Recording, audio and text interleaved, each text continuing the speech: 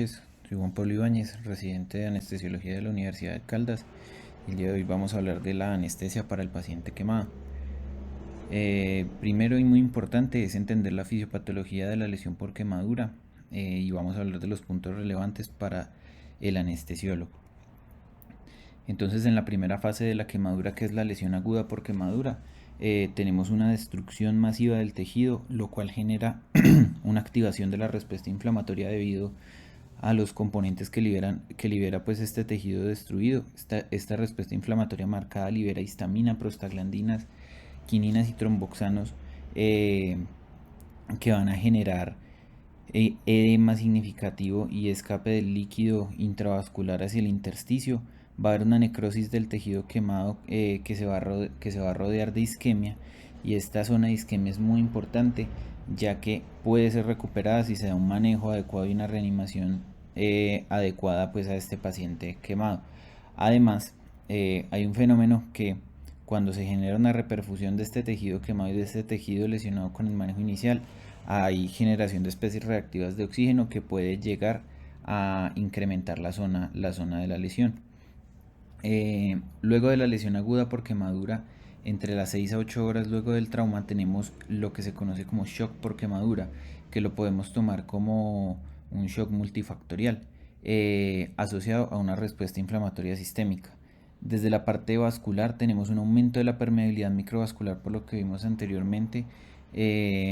Tenemos una vasodilatación significativa, o puede haber también por la liberación de catecolaminas un aumento de la resistencia vascular sistémica, y todo esto nos puede llevar a una estasis vascular que nos puede favorecer la aparición de trombosis en algunas zonas, en algunas extremidades. También tenemos una pérdida de líquido, una hipovolemia debido a la evaporación del agua corporal por las zonas quemadas. Tenemos una fuga de líquido al intersticio en esas primeras 48 horas que genera un edema masivo del tejido quemado y del tejido sano, que nos puede llevar a otras complicaciones diferentes a las que están relacionadas pues con la zona de la quemadura. Se sabe que hasta por cada metro cuadrado de superficie corporal quemada se pueden perder hasta 4 litros de agua al día. Y por lo general este edema masivo del tejido sano suele aparecer cuando la superficie corporal total quemada está por encima del 25%. Además, podemos encontrar que estos pacientes van a tener hemoconcentración debido a la pérdida masiva de este líquido.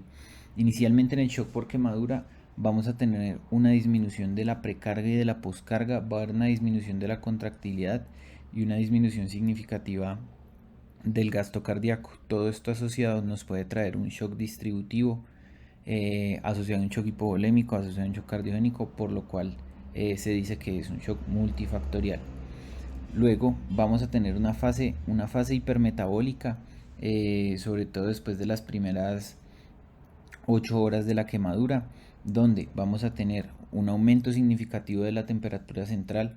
Podemos tener disfunción hepática, podemos tener un aumento de 10 a 50 veces de las concentraciones séricas de corticoides y catecolaminas, lo cual nos puede generar hipertensión y aumento del consumo de oxígeno miocárdico y del trabajo cardíaco. Hay un aumento del gasto cardíaco de hasta un 150% que puede persistir hasta 2 años luego de la quemadura, y en estos pacientes en fase hipermetabólica podemos ver taquicardia e hipertensión persistente.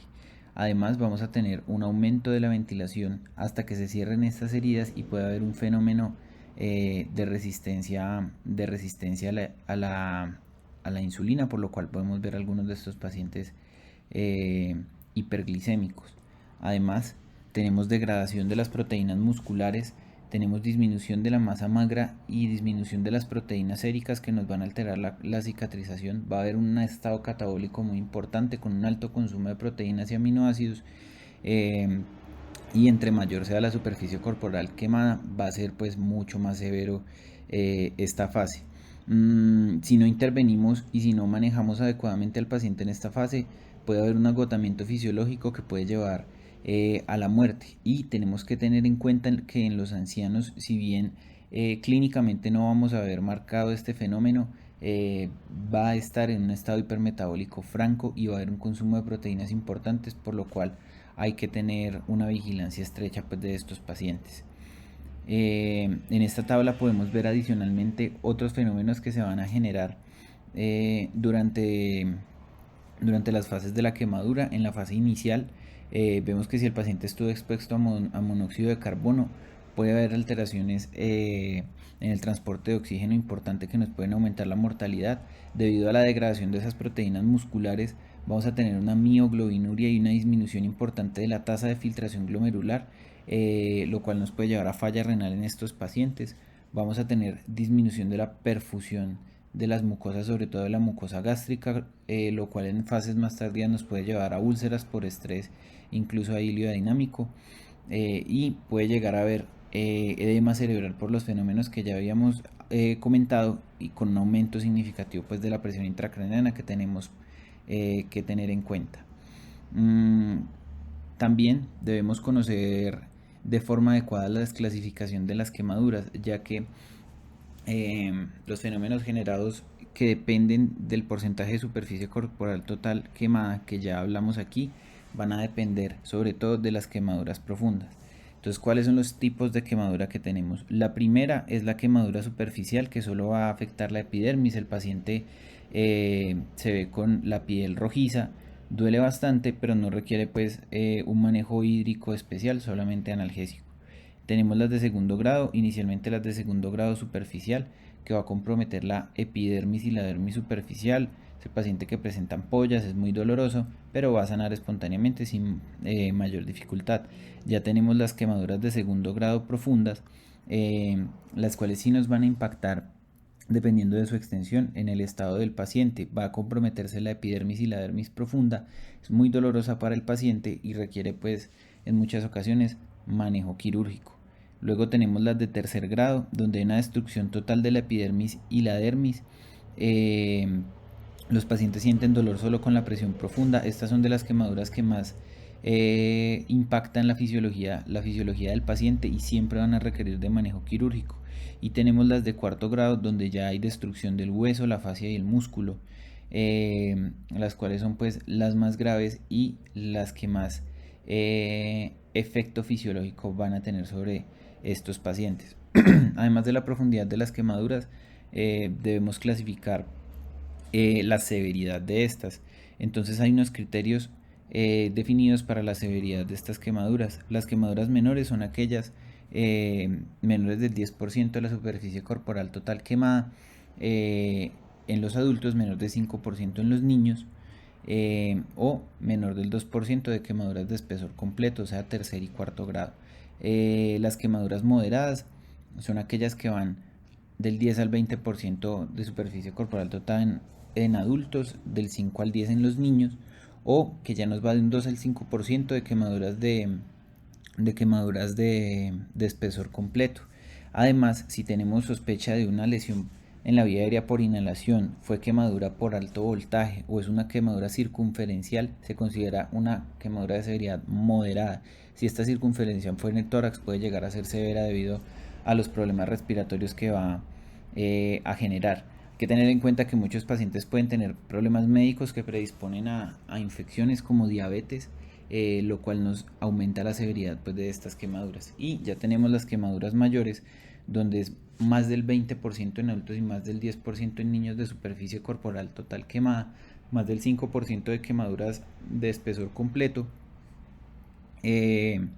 lesión conocida por inhalación y lesión en áreas especiales como la cara, los ojos, los genitales, las palmas o las plantas y las superficies flexoras.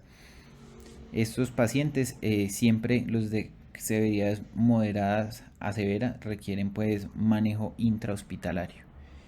Entonces, ¿qué consideraciones preoperatorias vamos a tener con estos pacientes? Inicialmente los tres pilares que tenemos con el paciente es manejar su vía aérea, hacer un control adecuado de la temperatura y mantener un estado hemodinámico apropiado. Siempre, siempre, siempre debemos identificar y manejar las lesiones mecánicas como lo son luxaciones y fracturas que pueden estar asociadas pues a a explosiones y alejar siempre pues al paciente de la fuente de la lesión. Por ejemplo, retirar ropas que tengan todavía materiales calientes o químicos que puedan empeorar las quemaduras. Cuando vamos a valorar un paciente quemado, entonces tenemos que prestar especial atención a la vía aérea, ya que esta vía aérea se puede perder y puede ser difícil su abordaje a la hora de pasar al paciente al quirófano. Tenemos que ver bien cómo está su función pulmonar, ya que en el manejo quirúrgico inicial nosotros debemos dar parámetros de ventilación mecánica adecuados para estos pacientes y debemos pues tener en cuenta cuál es la distribución y la severidad de estas quemaduras para guiar nuestro manejo de líquidos y poder predecir posibles pérdidas de sangre en estos pacientes. Tenemos que ver cuál es el estado fisiológico del paciente, si está en una fase de lesión aguda, si está en una fase de shock por quemadura o si está en un estado pues ya hipermetabólico, para así nosotros guiar pues el manejo durante el intraoperatorio. Siempre debemos cuantificar la superficie corporal quemada. Debemos valorar la profundidad de las quemaduras y la severidad, ya que como lo vamos a ver ahora, para determinar la cantidad de líquidos que requiere este paciente solo lo vamos a hacer contando la superficie pues de quemaduras que sean de segundo grado profundo en adelante, y siempre establecer con el cirujano cuál es el plan quirúrgico, ya que debemos ver si el paciente va de cúbito lateral, si va en prono, qué accesos vasculares requiere y si requiere o no hemoderivados pues de forma pues inicial. Dentro de las recomendaciones que se dan para la valoración preoperatoria del paciente, también tener en cuenta la edad, ya que esto nos va a cambiar la severidad del paciente y el manejo de algunos de los medicamentos, la extensión de la quemadura, qué otras comorbilidades tiene el paciente. Hay que tener en cuenta que por el dolor y por el mismo estado de shock puede haber estasis gástrica, lo cual nos puede llevar a un riesgo alto de estómago lleno. Y siempre tenemos que, antes de hacer la inducción del paciente, tener un acceso vascular adecuado, ojalá 2 venas de buen calibre, como lo vamos a ver más adelante. Para estimar la superficie corporal total quemada, tenemos varias técnicas. La que más se describe y la más confiable es el nomograma de Lundy-Browder, el cual nos da una estimación adecuada dependiendo del rango de edad del porcentaje de superficie corporal total quemada que tenemos en el paciente. Sin embargo, esta puede ser un poco engorrosa y tomar bastante tiempo para realizar cuando pues se requiere pasar al paciente, sobre todo de urgencias, por lo cual tenemos entonces otros métodos que nos pueden ayudar a dar una estimación más rápida.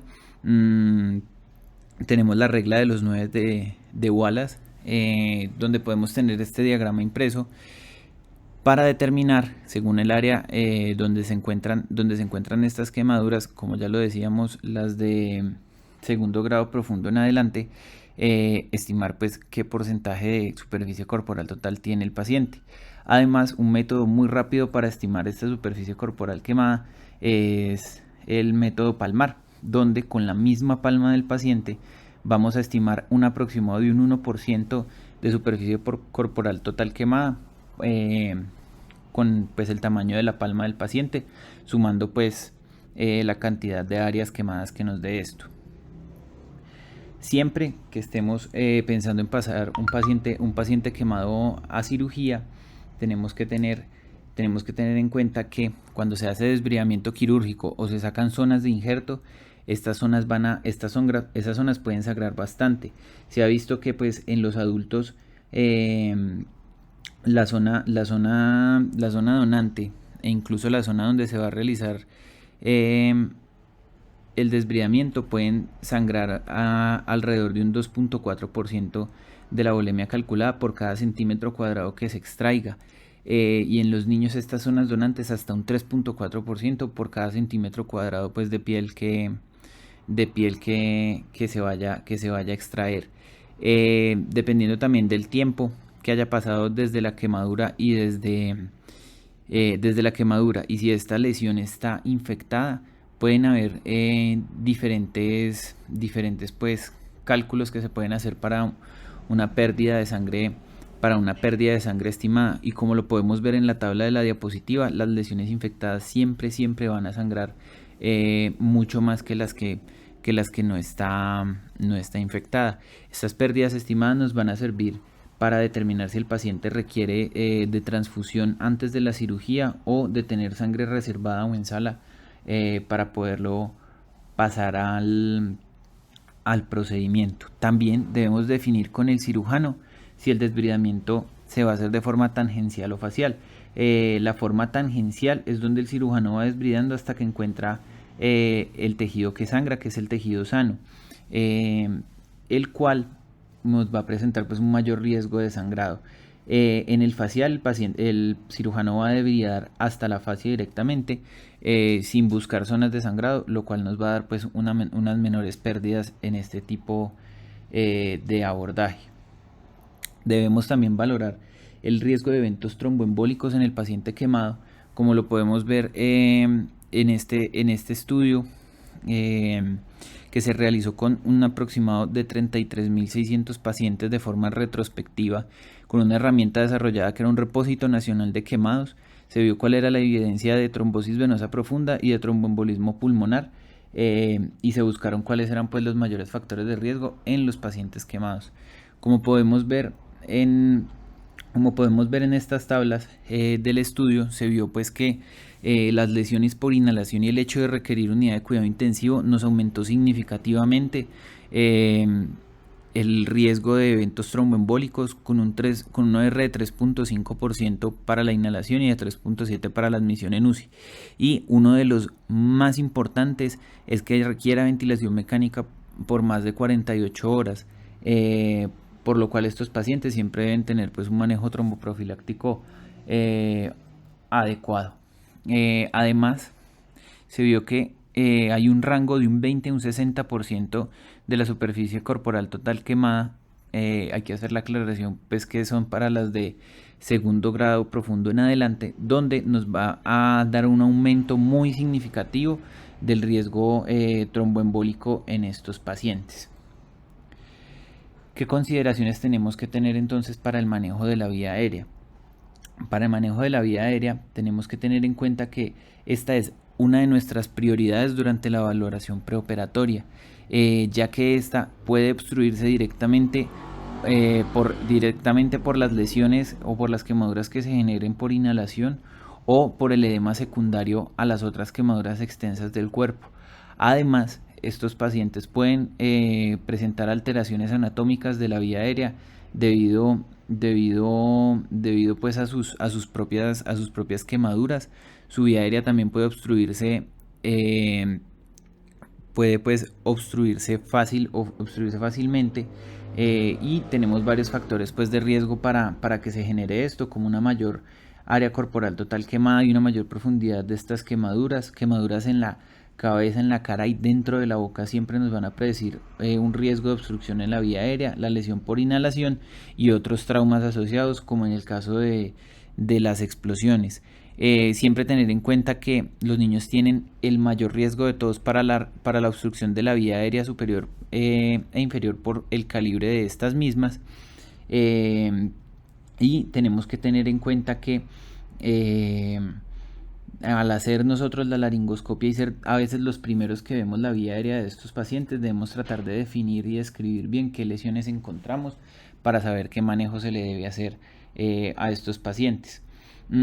Otra cosa a tener muy en cuenta es que la intubación orotraqueal en el paciente quemado debe estar bien definida, ya que esta puede traer complicaciones en los pacientes y no es un procedimiento inocuo, por lo cual nos recomiendan tener presentes las indicaciones para la intubación temprana según la guía ATLS. Dentro de esas recomendaciones tenemos entonces los signos de obstrucción de la vía aérea o de compromiso respiratorio, que el paciente llegue con estridor, con disfonía, que lo veamos con uso de músculos accesorios o con signos pues de que va a haber agotamiento de la respiración. Una superficie corporal total quemada mayor del 40 o 50%, quemaduras profundas y extensas en la cara, quemaduras dentro de la boca, edema significativo en la periferia, ya que esto nos puede hacer sospechar de que se va a generar edema en la vía aérea, que tenga dificultad para deglutir también nos predice que se va a obstruir esa vía aérea, que haya una alteración del estado de conciencia con un Glasgow menor de 7, y una quemadura circular en el cuello, ya que estas quemaduras se pueden empezar a retraer y obstruir pues la vía aérea. ¿Qué predictores tenemos entonces para una vía aérea difícil en estos pacientes? Primero tenemos que tener en cuenta que esta es una vía aérea difícil fisiológica. Estos pacientes rápidamente se pueden desaturar e inestabilizar durante la inducción y durante la laringoscopia. Vamos a tener en muchos de ellos una apertura oral disminuida cuando tienen quemaduras en la cara o en la boca. Va a haber una alta probabilidad de que desarrollen edema de la vía aérea que nos va a dificultar la intubación. Ver que el paciente tenga quemaduras en la cara también nos va a dificultar la ventilación con máscara facial. Hay que tenerlo en cuenta. Eh, puede ser, sobre todo cuando el paciente ha presentado quemaduras en boca, que haya sangrado y secreciones que nos dificulten la intubación con el fibrobroncoscopio. Podemos considerar en ellos el uso de máscara laringe. Sin embargo, esto no nos va a proteger del riesgo aumentado de aspiración que tienen. Y hay una cosa muy importante que uno tiene que definir en ellos en caso de que lo vaya a intubar, y es cómo fijaría usted ese tubo. Para el paciente con quemaduras en la cara tenemos dos opciones. La primera, la más disponible y la que se ha usado pues en muchas ocasiones, es fijar el tubo a un diente con una sutura o con un alambre, ya que con esto nos va a dar pues una seguridad de que el tubo pues está bien fijo, teniendo la precaución de que la seda no vaya a colapsar el tubo, pero quede lo suficientemente firme para que este no se desplace. Además existe un dispositivo conocido como ClipFab, desarrollado recientemente, el cual se ancla a los dientes del paciente, tiene un pequeño neumotaponador que queda por detrás de los dientes del paciente y asegura el tubo sin necesidad de suturas ni de micropores pues sobre la cara del paciente. Otro factor que tenemos que tener muy en cuenta es la lesión por inhalación. Esta es una lesión directa que se da en la vía aérea por productos de la combustión, ya sean gases o vapores calientes, y puede ir desde la laringe, la tráquea, hasta las vías aéreas inferiores. Por lo general se da en pacientes que se queman en lugares cerrados, tienen quemaduras en la cara o perdieron la conciencia en el lugar pues donde se lesionaron, en el lugar pues del incendio. Hay que tener en cuenta pues que en este caso empieza a haber moco seco, partículas, detritus celulares pues de esta lesión que van a obstruir las vías aéreas y pueden llegar incluso a obstruir el tubo endotraqueal. Además, inhalar estas sustancias tóxicas irritantes pueden lesionar directamente el epitelio respiratorio, alterando el aparato ciliar y ocasionando incluso la pérdida de surfactante pulmonar, lo cual nos va a propiciar la aparición de atelectasias. Hay que tener en cuenta que los pacientes que tienen lesiones por inhalación van a tener alto riesgo de intoxicación por monóxido de carbono o por cianuro. En el caso del cianuro podemos ver pacientes que, a pesar de una ventilación mecánica adecuada y una oxigenación adecuada, persisten con una acidosis metabólica importante. Entonces debemos tener una alta sospecha en estos casos. Vemos que dentro de los hallazgos más comunes en las lesiones por inhalación tenemos las quemaduras en la cara, pues es la más común. Que tengan esputo con hollín o esputo negro también nos va a predecir este tipo de quemaduras. Que tenga sibilancias, roncus, también nos debe hacer sospechar pues que haya habido una lesión en la vía aérea inferior. Dentro del manejo intraoperatorio, uno de los problemas o de las cuestiones que tenemos que tener más en cuenta son el manejo de los accesos vasculares. El manejo de estos accesos vasculares se puede hacer muy difícil, ya que estos pacientes pueden tener un edema significativo que no nos deja ver bien las venas o la arteria pues que necesitemos canalizar. La lesión cutánea puede hacer que sea difícil la fijación y además pues la ubicación de la vena para el acceso venoso, y van a tener pues un riesgo aumentado de infección todos estos accesos que vayamos a poner. En estos pacientes lo necesario son 2 accesos intravenosos de buen calibre, ojalá 16 o 14 en caso pues de los adultos, eh, al menos un 20 o un 18 pues en los niños. Si es necesario se debe canalizar a través de la piel lesionada, ya que lo importante es tener este acceso venoso, y en caso tal de que no se logren accesos venosos periféricos se puede considerar un acceso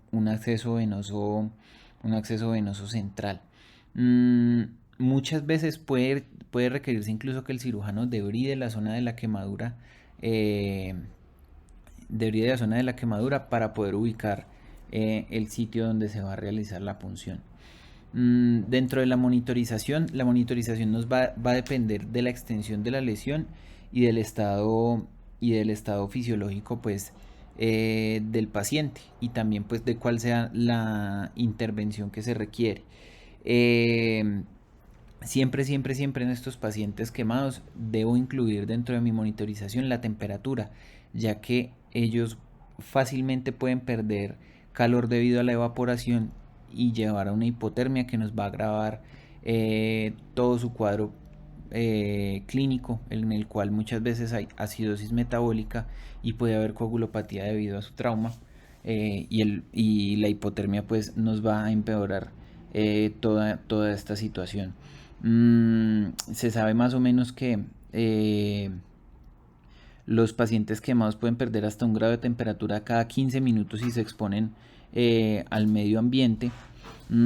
Hay que tener en cuenta que el manguito puede ponerse en las regiones quemadas, teniendo en cuenta de cubrirlas con apósito estériles pues para no irlas a lesionar, y debo considerar pues en algunos la monitorización de la presión arterial de forma invasiva.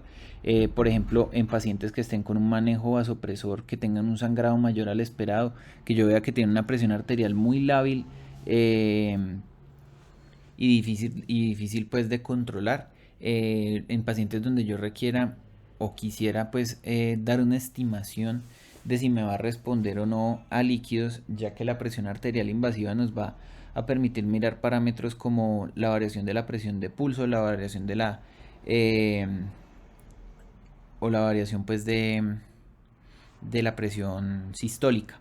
Con esto puedo guiar pues también mi manejo de reanimación de líquidos. Además me permite tomar gases arteriales frecuentes, que en los casos más graves va a ser muy útil pues para evitar pues las punciones repetidas.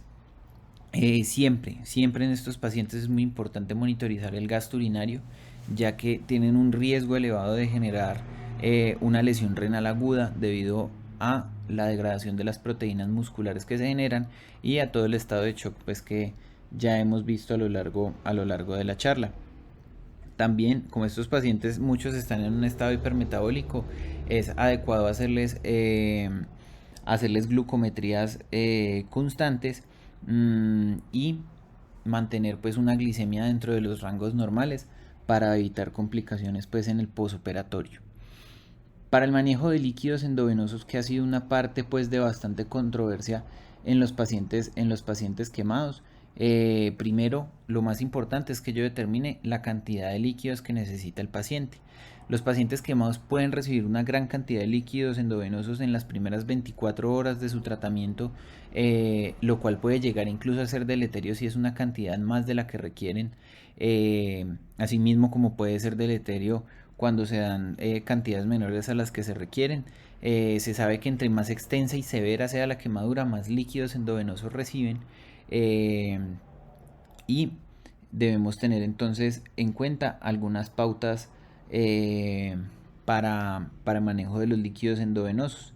Entre ellas, debemos saber que cuando hay quemaduras menores del 20% de la superficie corporal o estas quemaduras son superficiales, por lo general puede que no requiera de líquidos endovenosos y se puedan reponer estos líquidos de forma oral, dando 1.5 veces los requerimientos basales y vigilando pues el estado de hidratación.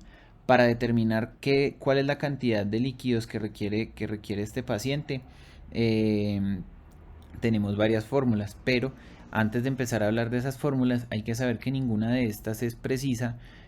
Muchas suelen subestimar los requerimientos eh, cuando usan pues cristaloides por la salida de estos al intersticio, y en el caso de pacientes que tengan hipovolemias marcadas pueden llegar a quedarse cortas. Además, como lo vamos a ver ahorita, las fórmulas iniciales dan unos cálculos, sobre todo pues para los niños más grandes, eh, dan unos cálculos de líquidos muy grandes que pueden pues llegar a ser inadecuados en los pacientes. Dentro de las fórmulas que tenemos disponibles, las que se usan con más frecuencia son la fórmula de Parkland y la fórmula de Brook. Eh, ambas, en ambas pues se usó como líquido de base el lactato de Ringer. La fórmula de Parkland clásica ha sido dar 4 mililitros por kilo por porcentaje de superficie corporal total quemada, sobre porcentaje de superficie corporal total quemada, la primera mitad en las primeras 8 horas desde el trauma y la segunda mitad en las siguientes 16 horas. Y en la fórmula de Brook se ha recomendado 3 mililitros por kilo sobre superficie corporal total quemada, dado pues en la misma distribución que con la fórmula de Parkland.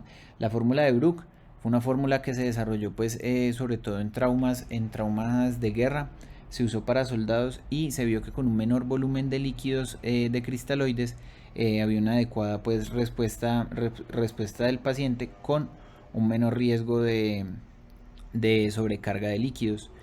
Dentro de las fórmulas para los niños tenemos una fórmula de Parkland que la recomendaban como 3 mililitros kilo sobre superficie corporal total quemada, con el mismo rango con la misma distribución pues de los líquidos que habíamos visto anteriormente. Otra de fórmula de Parkland modificada, en la cual se argumentó que la fórmula de Parkland original en los niños podía llegar a subestimar los líquidos endovenosos necesarios para la reanimación. Se desarrolló una que dice 4 mililitros kilo superficie corporal total quemada más 1500 sobre la superficie corporal total. Sin embargo, como podemos ver en estas fórmulas, los volúmenes de líquidos que se pueden calcular son muy altos, por lo cual debemos tener en cuenta que el paciente se debe revalorar constantemente y no se debe ceñir exactamente a lo que determina una fórmula, sino ver la respuesta del paciente a estos líquidos para saber si requiere de más o requiere de menos de los que se han calculado. Otra cosa que ha sido tema de debate en muchos años es el uso de cristaloides versus coloides. Dentro de los puntos a tener en cuenta con los cristaloides versus los coloides es que el lactato de Ringer ha sido el que siempre se ha usado como base para la fórmula de Parkland y la de Brook. Estos cristaloides son más baratos, pero pueden empeorar el edema que se da en los quemados, ya que se escapan en una mayor proporción del compartimento intravascular, y en algunos casos se ha relacionado incluso con la aparición de síndrome compartimental. En el caso de los coloides, han salido pues alertas, sobre todo con los almidones, de que puede aumentar la mortalidad en pacientes sépticos y en pacientes quemados. Sin embargo, en los estudios como el 6S, el CRISMAS y el CHEST, donde se dio pues o donde se evidenció este aumento de la mortalidad, no se incluyeron pacientes con quemaduras mayores, por lo cual aún faltan estudios que nos refuercen pues esta recomendación. Se ha visto pues que las gelatinas no son superiores a los cristaloides, pero sí son más caras y generan mayores reacciones alérgicas, y algunos estudios pequeños han empezado a usar en pacientes quemados albúmina y plasma fresco congelado, con evidencia de que no han aumentado la mortalidad ni la falla renal y han presentado una menor incidencia de síndrome compartimental respecto a los cristaloides. Sin embargo, han sido estudios muy pequeños con riesgo de sesgo, por lo cual pues falta más evidencia para dar una recomendación definitiva sobre estos coloides. Siempre tener en cuenta que hay unos factores que me pueden aumentar los requerimientos de líquidos. Dentro de estos factores se encuentra la lesión por inhalación, una demora en la reanimación del paciente, lesiones por aplastamiento, por electricidad, lesiones extensas pues de espesor completo y otros pues traumas asociados. Siempre debemos tener en cuenta algunos determinantes desde que el paciente me está respondiendo no a líquidos, y dentro de los que recomiendan valorar siempre es primero el gasto urinario, mantenerlo entre 0.5 y 1 mililitro kilo hora, pues como un punto adecuado de reanimación hídrica, mantener una presión arterial dentro del rango de lo normal,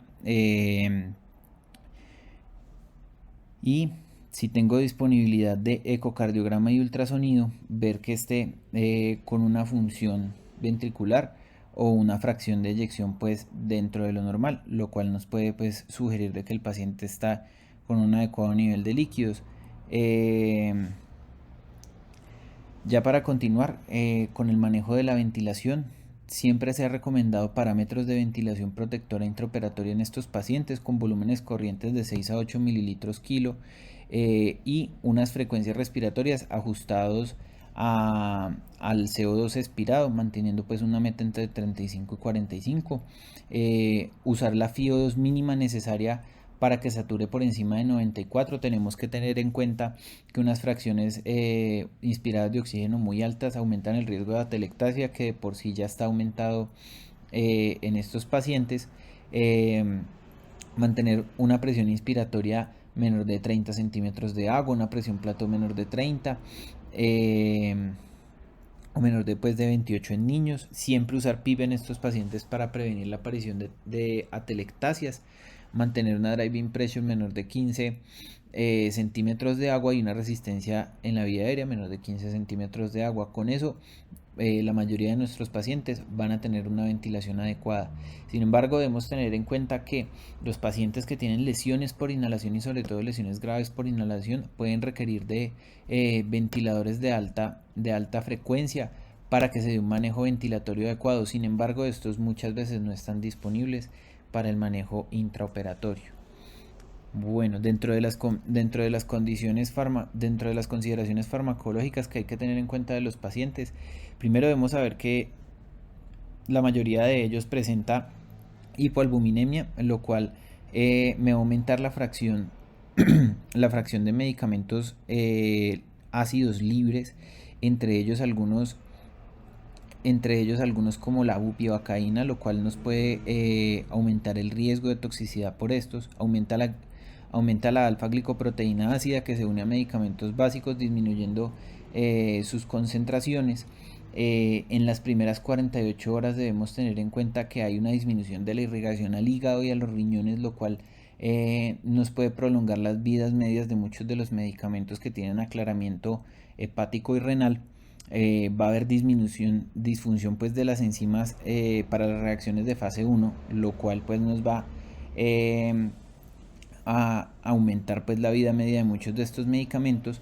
Pero cuando estamos en la fase hipermetabólica, la disminución va a haber un aumento del metabolismo de todos estos medicamentos, va a haber un aumento del gasto cardíaco y se van a disminuir las vidas medias de estos medicamentos y pueden requerir pues dosis mayores. Siempre hay que tener en cuenta el manejo de los relajantes musculares en el paciente quemado. Tenemos que saber que en el paciente quemado hay aumento de receptores fetales y alfa 7, los cuales en presencia de la succinilcolina se van a quedar abiertos, liberando potasio hacia el espacio extracelular, lo cual hace que tengan un riesgo incrementado de hipercalemia, que suele establecerse luego de las 48 horas de la quemadura.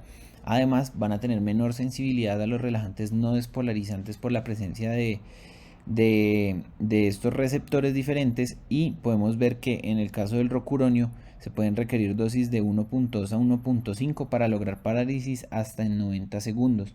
Además, debemos tener en cuenta que eh, esta baja sensibilidad a a los relajantes no despolarizantes se hace muy evidente a la semana de la quemadura y puede tomar hasta 70 días eh, en resolverse. Dentro de los agentes anestésicos, pues, ¿qué más podemos utilizar? Uno de ellos es la ketamina. La ketamina, la ketamina tiene la ventaja de que nos da un efecto analgésico, analgésico para estos pacientes, y nos da estabilidad hemodinámica. Sin embargo, hay que tener en cuenta que si el paciente está depletado de catecolaminas con una fase más tardía de su trauma, la ketamina puede generar una depresión miocárdica directa. Esta ketamina se recomienda dosis de 0.5 a 2 miligramos por kilo para estos pacientes. El propofol debemos, para utilizarlo, tener en cuenta en qué fase del trauma estamos. Si estamos en la fase aguda o de shock por quemadura, debemos usar dosis más bajas, ya que su eliminación puede estar disminuida, sobre todo en las primeras 48 horas. Y debemos utilizar dosis más altas en la fase hipermetabólica, ya que el alto gasto cardíaco hace que se elimine rápidamente. Dentro de los anestésicos inhalados hay que tener en cuenta que en la fase aguda se van a acumular mucho más en el alveolo, haciendo que los pacientes puedan hacer hipotensiones más marcadas durante una inducción inhalada debido al bajo gasto cardíaco que se genera. Pueden llevar a depresión respiratoria y obstrucción de la vía aérea superior durante la inducción. Tienen la ventaja de que son muy fáciles de titular y son útiles en las quemaduras por inhalación debido a la broncodilatación que pueden llegar generar. Otros medicamentos que nos pueden ayudar acá en el manejo son la dexmedetomidina, que se puede asociar a dosis bajas de ketamina, sobre todo para dolor procedimental, como el cambio de los vendajes en los pacientes quemados. Otro pilar, pues, en el manejo analgésico, en el manejo del paciente quemado, son los opioides. Hay que tener en cuenta que si el paciente ya lleva hospitalizado un tiempo por las quemaduras, probablemente tenga tolerancia a estos opioides, ya que se ha dado un uso prolongado de estos. Pueden tener requerimientos aumentados de remifentanil o fentanil en el intraoperatorio por una disminución de los receptores opioides y un aumento de los receptores NMDA, y pueden tener, a pesar de que requieran altas dosis de remifentanil y tengan tolerancia, pues, a sus efectos, pueden tener un alto riesgo de depresión respiratoria asociado, pues, al manejo de estos opioides. Para el cuidado posoperatorio de estos pacientes, debemos definir si el paciente requiere ventilación mecánica posoperatoria.